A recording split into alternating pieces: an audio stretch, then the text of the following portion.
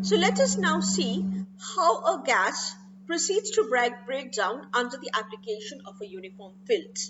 So the first thing that we need is sufficient number of ions or electrons. The first thing that must happen is we must have certain ionization processes, and these ionization processes will result in a large number of electrons, free electrons or ions being created. It is not sufficient only to have ions, you need an avalanche production. What do I mean by an avalanche? Uh, those of you who are familiar with the English word avalanche, this is a phenomenon that we generally see in the mountains, in the snowy mountains.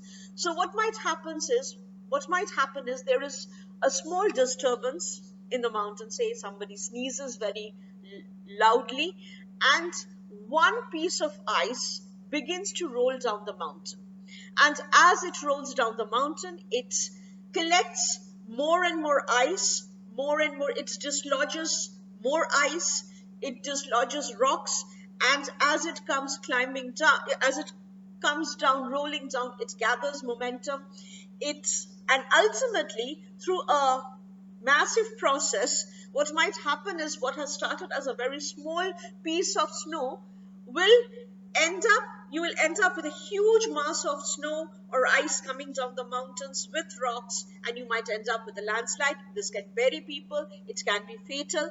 So something very small, a small disturbance which leads to something catastrophic in nature. That is the analogy that we are taking from nature, and we are using this in terms of avalanche formation before a gaseous breakdown. That means you start with 1 or 2 electrons, and by whatever processes, multiplication processes, you have a large multiplication of the number of electrons, so that ultimately you land up in a situation where the gas is full of ions and electrons, almost a plasma kind of situation is produced. So you have a large multiplication process by which 1 or 2 electrons give rise to a huge quantity of ions or electrons. So that is an avalanche production, and that avalanche process has to happen before the gas can proceed to breakdown.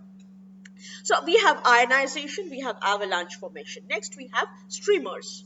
What are streamers? Streamers are actually electron avalanches. So you have small regions, and from there you have a sudden multiplication of electrons and an avalanche creation, and these avalanches are transient in nature. They typically last only a few nanoseconds. So the kind of thing that we are talking about, let me try and explain. Let's say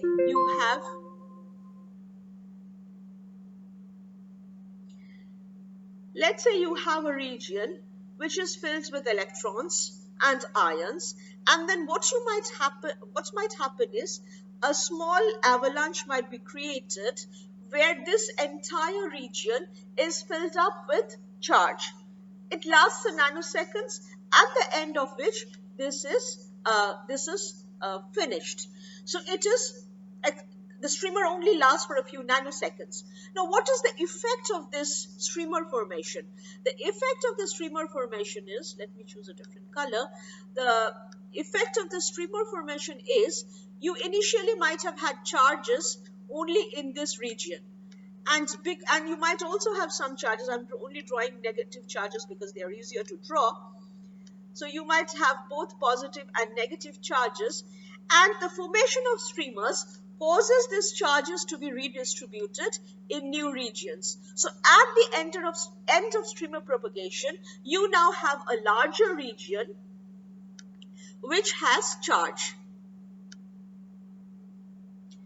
So you probably began with this situation, and why can't I change the color?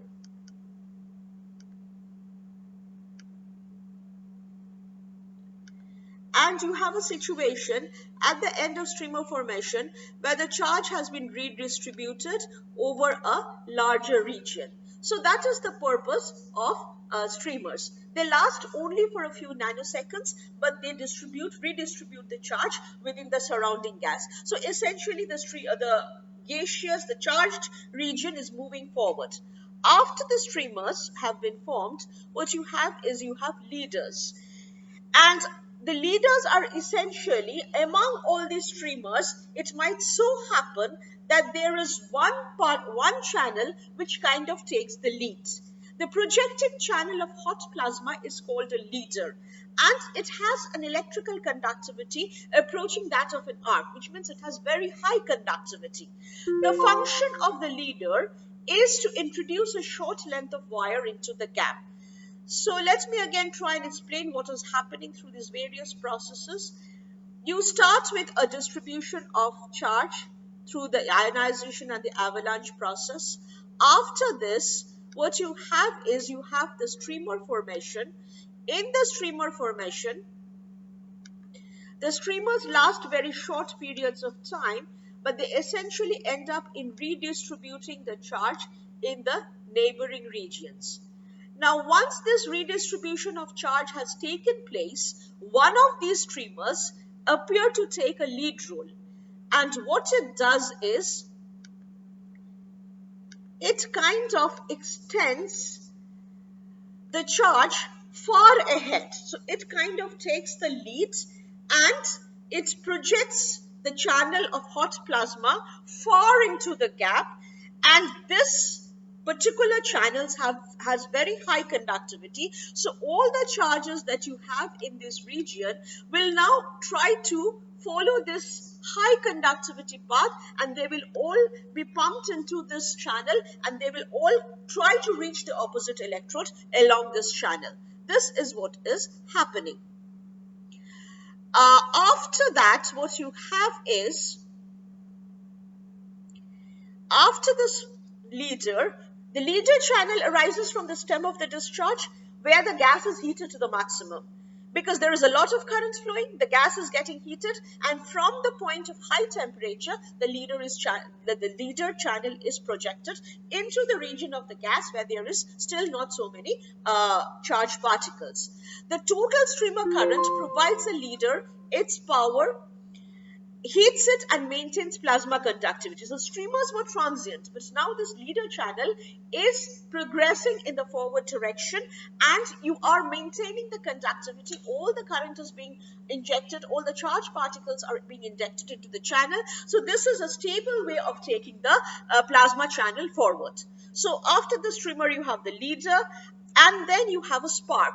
So when the leader has progressed far enough, very close to the opposite electrode, there is a spark.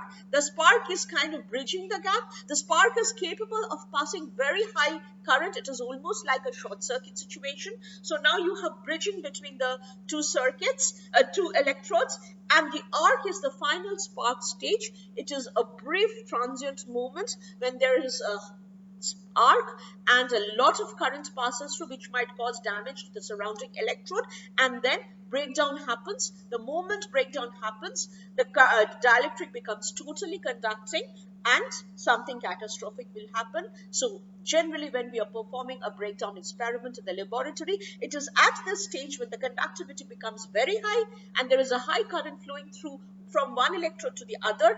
Our power supply is programmed to trip and the power supply is cut off. So when you perform a breakdown experiment in the lab, what you will see is, you will see a sudden flash, which is the last stage, that is this arc, and immediately you will hear a large sound when your transformer or supply switches off, trips, and it is the breakdown has happened and we have cut off the supply. This is what you will see.